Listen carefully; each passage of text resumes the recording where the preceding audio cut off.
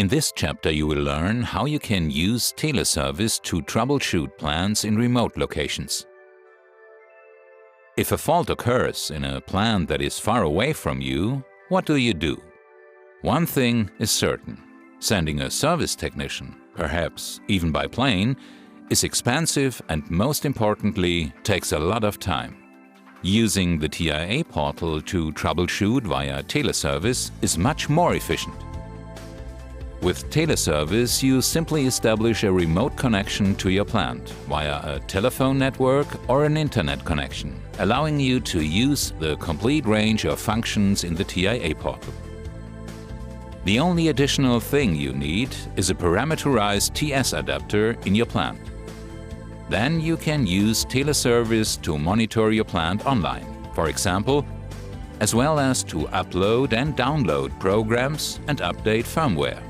This works for all devices that are supported by the TIA portal.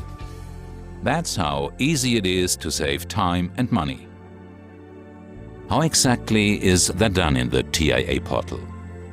There are several ways to establish a remote connection via Teleservice. For example, via online access and Teleservice, you can set up a connection to your plant, then store the connection data in a telephone book so you can quickly access it again whenever you like.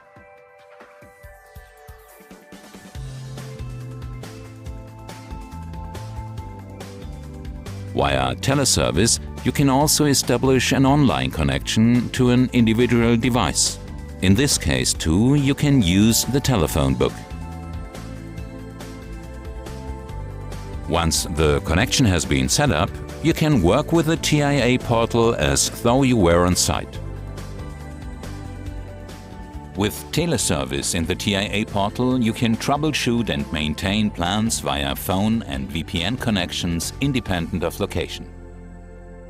This has a decisive effect on reducing service calls on site, thus saving you time and money.